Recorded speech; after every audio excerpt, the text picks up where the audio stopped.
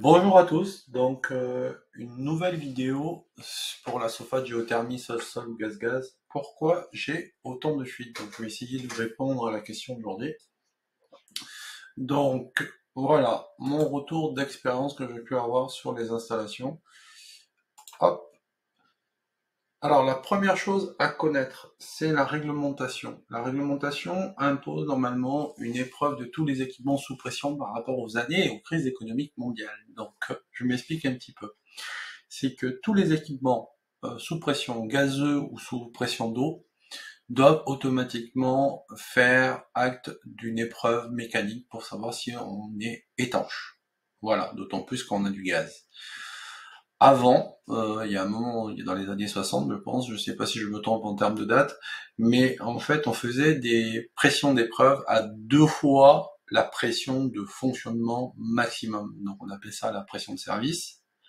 Et après qu'on a adhéré à l'Europe, on est passé à 1,43 fois. Bon, il y a aussi eu les crises métallurgiques qui ont autorisé de descendre la pression d'épreuve. Comme ça permettait de mettre moins de matière. Donc les tuyauteries qui étaient vachement épaisses sont devenues plus faibles.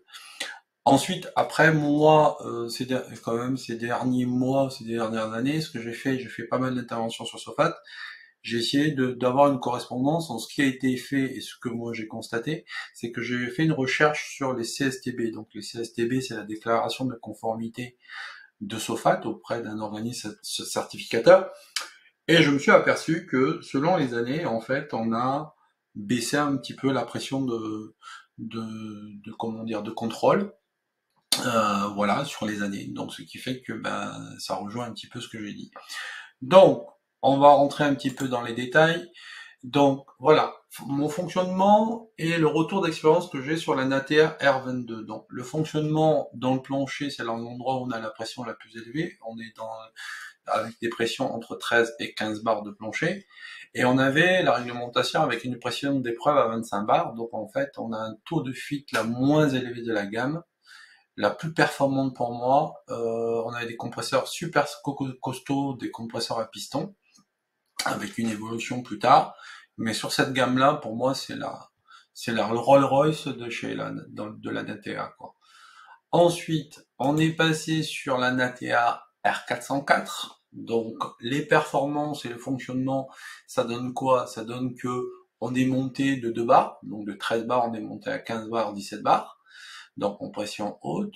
Par contre, là, sur les CSTB, ce que j'ai pu remarquer, c'est que on a autorisé pendant une période à descendre à 20 bars sur des installations neuves.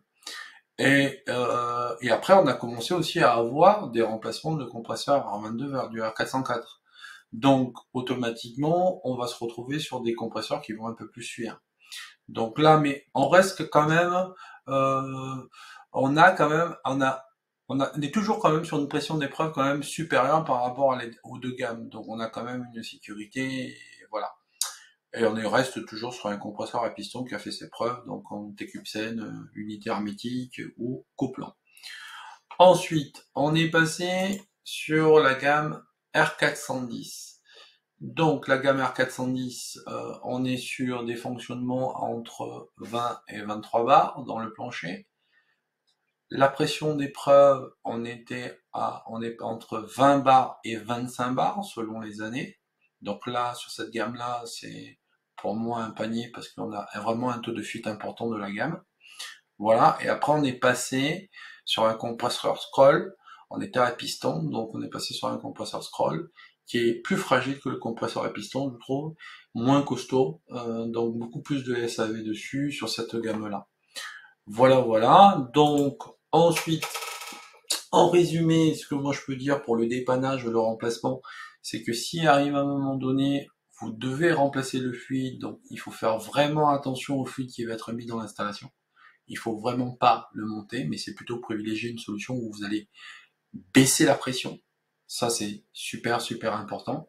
Donc, quand vous avez une vieille installation, que vous allez vouloir passer sur, on va dire, une installation R22, que vous allez vouloir passer sur du R410, c'est vraiment pas une bonne solution, par exemple.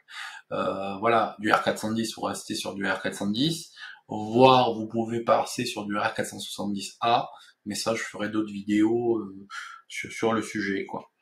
Donc voilà, donc je vous dis à la prochaine pour une autre vidéo. N'oubliez pas que vous pouvez me contacter par les différents canaux, téléphone, le site web, et voilà, et le forum. Je vous remercie et je vous dis à la prochaine vidéo.